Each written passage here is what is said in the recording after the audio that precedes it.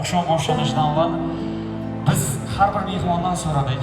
Ushbu kecha mobaynida eng baxtli inson kim deganda biz tomon yaqinlashib kelayotgan ikki mehr muhabbat ramzlari onajonlarni ham birgalikda ko'rsatishdi.